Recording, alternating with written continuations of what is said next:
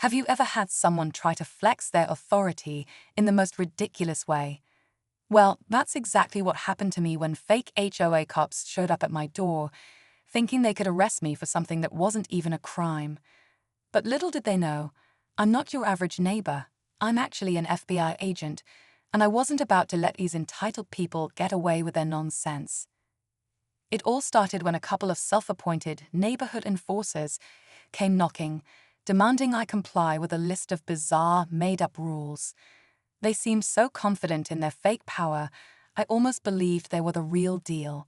But something didn't add up, and after a few questions, I quickly realized they were full of it. What followed was a tense showdown that I'll never forget. The best part, they had no idea who they were dealing with. But here's the twist. When things took a sudden turn, I was forced to make a split-second decision that would leave them completely speechless. What happened next? Well, let's just say they weren't expecting an FBI agent to be their worst nightmare. Stick around to find out how this drama unfolded and the shocking moment when everything went from awkward to downright crazy. So, let me give you a bit of context before we dive deeper into what happened. I've been living in this quiet neighborhood for years. It's one of those places where everyone knows everyone, and the Homeowners Association, or HOA, is notorious for being a little too involved. But recently, I started hearing rumors that some new officials had been making the rounds, handing out citations for petty stuff like unapproved lawn decorations and improperly parked cars. At first, I thought it was a joke, until these two individuals knocked on my door one afternoon. They were dressed in what looked like makeshift uniforms, flashing badges that seemed way too shiny to be real. They said they were from the HOA enforcement team and had come to deliver a warning for some minor violation in my yard. I was confused and a little annoyed. What violation? My garden looked just like it always did, but the way they were acting, so self-assured and demanding, was starting to raise red flags. I asked for their credentials, and they got all defensive, insisting they didn't need to explain themselves. That's when I started to feel something wasn't right. Who were these people? What kind of HOA sends out unverified individuals like this? The more I questioned them, the more they seemed to panic, and that's when I knew I had to act fast. I could see the panic in their eyes now. They were getting defensive, and I was getting more suspicious by the second. The taller guy, who was leading the operation, started getting more aggressive, insisting that I needed to cooperate or face serious fines. But something didn't sit right. If they were real HOA officials, they would have had proper documentation, right? They would have at least given me a warning or an official notice. I took a deep breath, trying to stay calm. I asked again for their credentials, and that's when things went south. The guy took a step closer, practically in my face, telling me I had no right to question him. He kept repeating that I was making things difficult for everyone. That's when I knew it wasn't just about the yard. This wasn't a simple HOA matter. Something else was going on here. I slipped into agent mode. I started asking more precise questions, pushing them further. Their responses were all over the place. One of them, this younger woman who was trying to look tough, stammered when I asked where their office was located.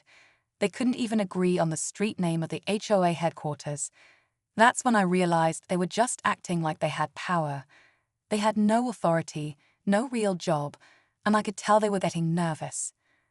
Before I could press any further, the taller guy muttered something about needing to take action. That's when the tension hit its peak, and I knew it wasn't just about fake badges anymore. What was their endgame? What were they really after? The more I thought about it, the more unsettling it became. The air between us was thick with tension now. I could see the woman shifting nervously from foot to foot, trying to avoid eye contact, while the guy was practically pacing. It was like they were waiting for something, waiting for a signal, or maybe just for me to back down, but I wasn't going to let them intimidate me. They weren't even real HOA officers. They were just pretending, hoping no one would challenge them. But I wasn't just a regular homeowner.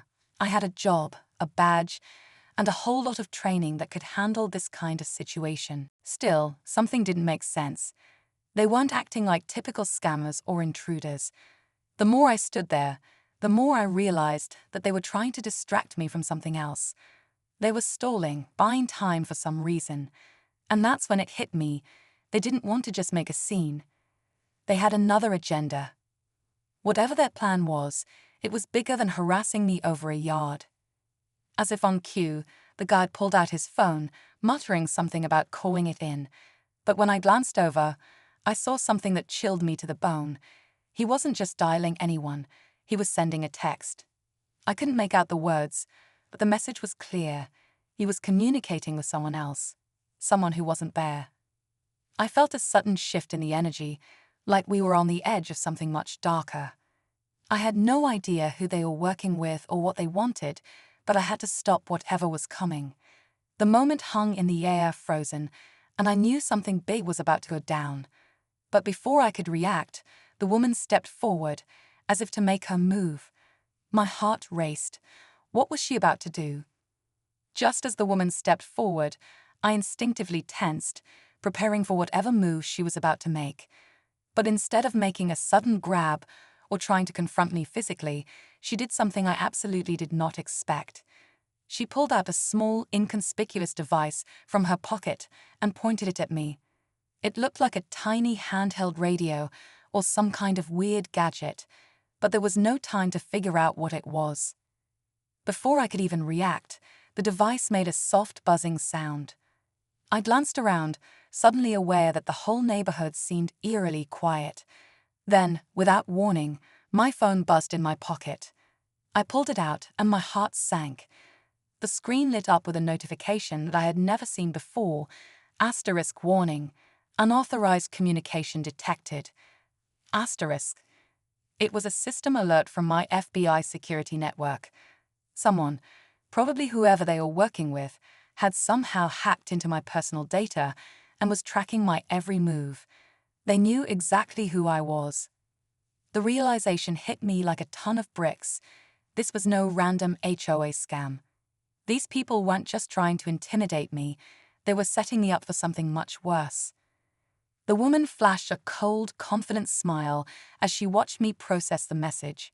She knew. She knew I was an agent, and now they were pushing the boundaries of whatever game they were playing. The stakes were suddenly higher than I could have ever imagined. They weren't here just to harass me. They were playing a dangerous game, and I was the pawn. The man, who had been texting just moments before, finally looked up from his phone, his eyes narrowing. "You should have just cooperated," he said, his tone no longer pretending to be friendly. "Now it's too late." The air grew thick again, and the silence was deafening. What had they set in motion, and how far were they willing to take it? Whatever was coming next, I was sure of one thing: it was only going to get worse. Everything happened in a blur after that. The man's smug expression made my blood run cold, but I couldn't afford to hesitate. I had to act fast.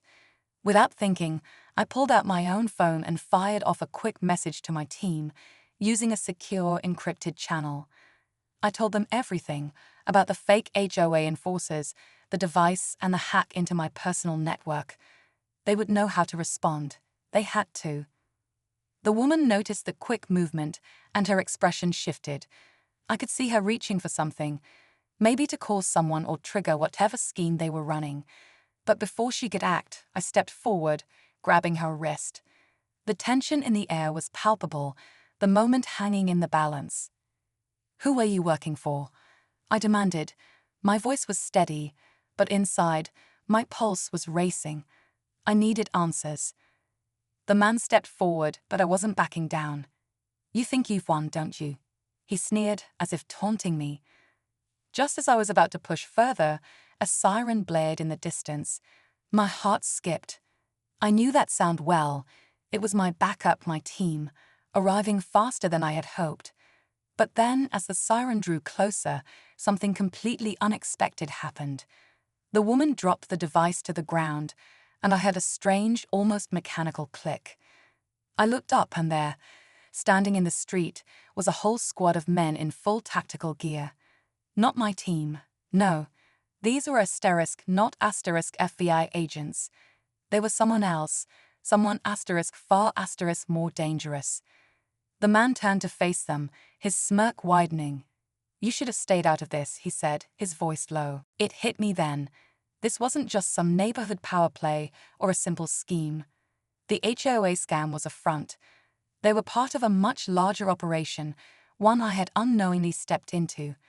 My team was not here to help me. They were just the distraction.